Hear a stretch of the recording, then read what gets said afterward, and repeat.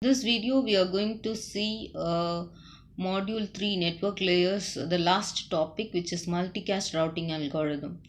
In the previous video I have posted about broadcast routing algorithm.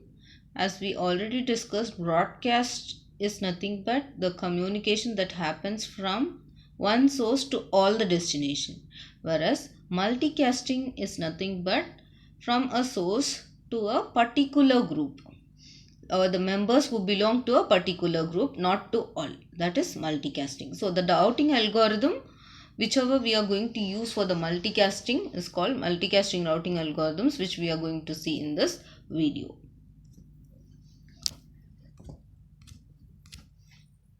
Yes. See, it finds a tree connecting routers having local multicast group members. So before getting into this, we should know who are the group members and who are the non-group members. Please see the diagram. Here the red color indicates the group members. The red color group members are the group belonging to we'll assume that they are the engineering undergraduate, BE, or the college name Sairam College. These red color members are the members of the Sairam College group. Okay, and the other hosts which are indicated in the black color are not the members of the Sairam group. Okay, so if at all any message is sent, it has to be sent only to the group members, that is, who are the members of the Sairam group. Okay, so they are indicated in red color. So every router will be having one or two members of Sairam group, and it might also have the non-members of Sairam group. So the task is, or the challenge in this is, we have to send, the source will be sending the data to all the routers, but the router should send only the data to the members of that particular group. It should not, the router is connected with 2 or 3 hosts, first it should identify which host is of the group member. Only to that host the data should be sent. Only to the host which is the member of that group should be sent. So this is what the challenge is. So how will identify whether this is the member of the group? That is the first task. How the new host will be attached in the group, and when it is leaving, how it can be, what is the procedure to leave that particular group. When a host wants to leave the group, what is the procedure to leave the group? These are the things that has to be discussed. Okay, so first we will find the goal here. Finds a tree connecting routers having local multicast group members. Yes, so it has to find the tree which has only the multicast members, that is group members. Tree, it's not all path between the routers used. The shared tree, same tree used by all group members.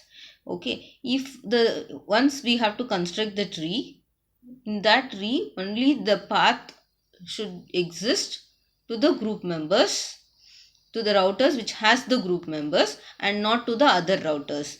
If you see this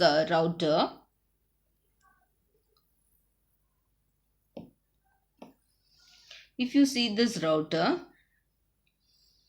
it doesn't have the group members, so it should not broadcast. Let us assume that this is the source. Okay, this is the source, and the source sends the data to the group members of Sairam. So since this router is not having the members of the Sairam group, it should not broadcast to that. It should not broadcast to that tree. Yes. So what happens? The tree is constructed such a way that the data is sent only to the members of that group. So that tree will be shared by all the members. So if at all any other router or any other group member wants to share the data, the same tree can be used by any of the group member. That is why we are calling it as shared tree. Then source base, it is different from tree from each sender to receivers. So if we are going to see the source based tree, then what happens? The source will take the responsibility to send the data to all the group members. using the shortest path tree. So if at all, as I said, if one source is there, it wants to send the member data to all the group members, to only the group members, then it first task of that source based tree is to find the shortest path tree, and it has to send the data only through the shortest path tree. It can also be called as reverse path forwarding, because if any host is getting the data only through the shortest path tree, then the host will accept the data, otherwise it will reject. That is called reverse path forwarding, which I have posted in the previous videos. Yes. Next comes group shared tree. Group uses only one tree, as we said here.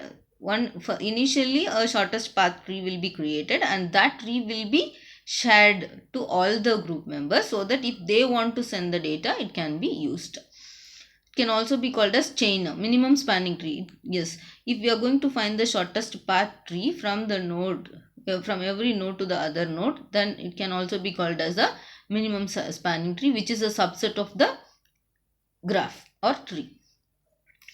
Next, shortest path tree. See here, multicast forwarding tree. It is nothing but tree of shortest path routes from source to all the receivers. How we will calculate the shortest path tree? With the help of the Dijkstra's algorithm.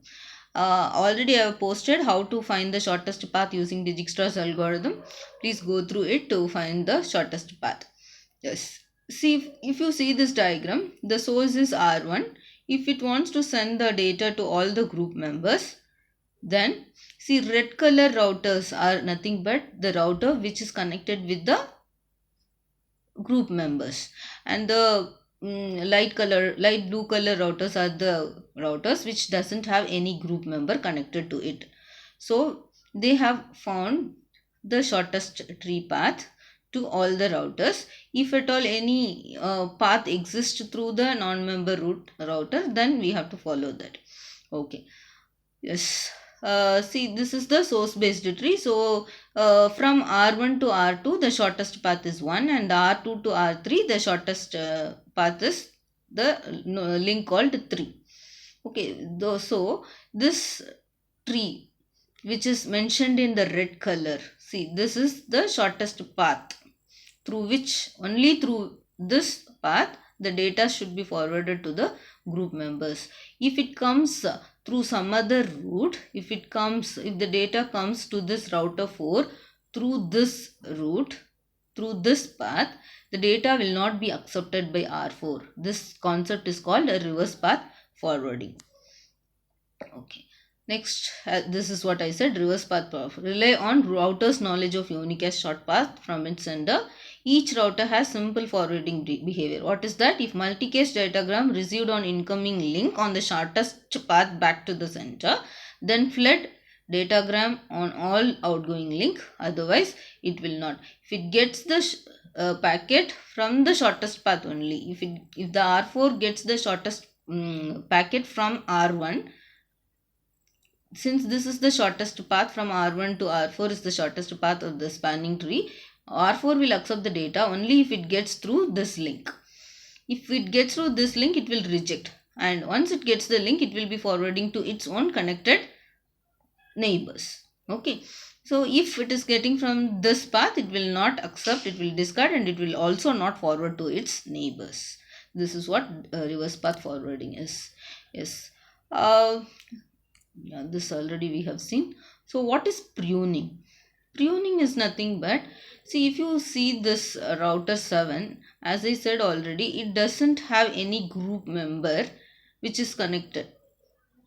See, host, we will assume that R7 is connected with the two hosts, and both the hosts are not belonging to that particular group, like the SIRAM group. Then is it necessary for the source node or the intermediate nodes to send that data to R7? No, it is not required. If at all it gets, if the router 7 gets the data to the particular group member which is intended to it, but R7 is not having those group members connected to it, then what it should do is it has to send the message called prune message. What does it mean? It means that I don't have any group members connected to me. So please don't send the message intended to the Sai Ram group. Okay, so that will be again sent to the upstream routers. Till the source node it will be sent, the prune message will be sent, so that the messages will not be forwarded till the upstream routers, whoever is responsible to send the data, so that the non-group members routers will not get the message which is intended to that particular group member. So this is what pruning is. See here, no need to forward datagrams down subtree when forwarding tree contains subtree with no multicast group members. If I don't have any group members, if the router is not having any group member, why should we receive, or why the message should be sent to that particular router? No need. So that's what is said. Prune message sent upstream by router with no downstream group members. Okay, so prune messages will be sent to the upstream routers, who will be sending if the router doesn't have any group members in it connected to it, then it will send the prune message to the upstream routers. Yes, shared tree. Steiner tree is nothing but minimum cost tree connecting all routers with attached group members. See, note it down this. Only to the it creates the minimum cost tree with connecting all the routers with attached group members. So it will be finding the shortest path tree only with the routers which has the group members, to which the group members are attached. Otherwise it will not include the router. Yes. So this is about shared tree and center based tree. We saw the first type was source based tree and the second type was center based trees. Here what happens, in the center based tree, a node called center, instead of source, the center will be selected, and this center node will take the responsibility to broadcast or multicast the messages to the group members. Okay, so in the previous case, in the previous type called source based tree, the source took the responsibility to send the message to all the group members. Here the a node called center node will be selected, or a router will be selected, which will take the responsibility to forward the message to all the group members. See here, a single delivery tree shared by all. Yes, so a tree will be found and that tree will be shared by all, and one router, that tree is nothing but shortest path tree, which is calculated with the help of the Dijkstra's algorithm. Yes, one router identified as center of the tree, as I said. So what we have to do, if any node wants to join, what it has to do is edge router sends unicast join message. So edge router should send the unicast join message addressed to the center router. Then join message is processed by intermediate routers and forwarded towards center. So the other routers will process and it will forward this join message towards the center router. Then join message either hits existing tree branch for the center or arrives at the center. So the join messages travel from the node, that group member node, to the center node. Whatever path it takes, that will be called as branch. So path taken by the join message becomes new branch of the tree for this router. We'll see with the example so that you can understand better. See, this is the center based tree example. We'll assume that R6 is selected as a center node. So if at all any new router joins the tree, so what we have to do, this R1 should send the join message to R4, which is its immediate neighbor. Then R4 will forward it to R5, which is its own immediate neighbor. Then R5 will forward it to R6. So the path taken by the R1 to R6 is called as tree. The same path will be followed to send the message, if at all, or receive the message. So this is the path that has to be taken to reach R1, from R1 to R6 or from R6 to R1. Then if at all R3 wants to join, then it will give the join message to R6. So we have two protocols actually in the multicasting. One is DVRMP protocol, another is PIM protocol. So what is DVRMP is nothing but distance vector multicast routing protocol.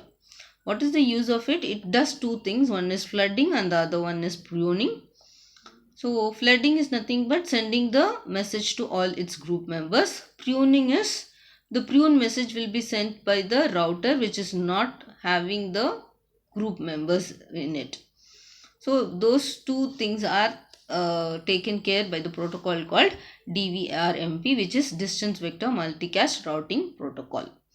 So here also the RPF is used, that is reverse path forwarding technique is used, and here source based tree type is used. So the source will take the responsibility to forward the packets to all the multicast group members. Next is a soft state. So when the what is soft state is, if at all, see, in order to join the group, we have a message called join message. If a node or if a router wants to leave the group, then it has to give the leave message. It has to send the leave group message to the routers. Okay, so if at all, it is optional, but if so DVRMP router periodically forgets branches are pruned. So multicast data again flows down unpruned branch. So what happens? So you can, after some period of the time, if I am not getting any updates or periodical information from any of the node or the router, then I can consider it as dead. So that is called soft state. Okay, router can quickly regraph to tree following IGMP join at the leaf, odds and ends. So what is soft state? So if at all I want to be in the group, I have to send the periodical message. If I am not getting the periodical message, then I will be considered as dead and I will be removed. This is called soft state. Yeah, if voluntarily also I can, if I want to leave, I can send the message called leave message to the center. Yes. Next protocol is PIM protocol, that is protocol independent multicast. It is also one of the multicast routing protocols. It is not dependent on any specific underlying unicast routing algorithm. Yes, there are two different multicast distribution scenarios work under this. One is dense and the other one is sparse. In the dense type, we have so many group members. Like if we have 100 nodes, in the 100 nodes, almost 90% of the nodes will be of the group members. This is called dense state. Group members densely packed in close proximity. Since the group members are high, they will be packed closely, and the bandwidth also will be bandwidth requirement will be very high or plenty. If you take sparse, if I have 100 nodes, only the 10 members will be the group members. So obviously it will be loosely packed and the bandwidth requirement also will be less. So this is about dense and sparse in PIM protocol. So with this our module 3 gets over and I'm ending the session. Thank you for watching. Thank you. Bye.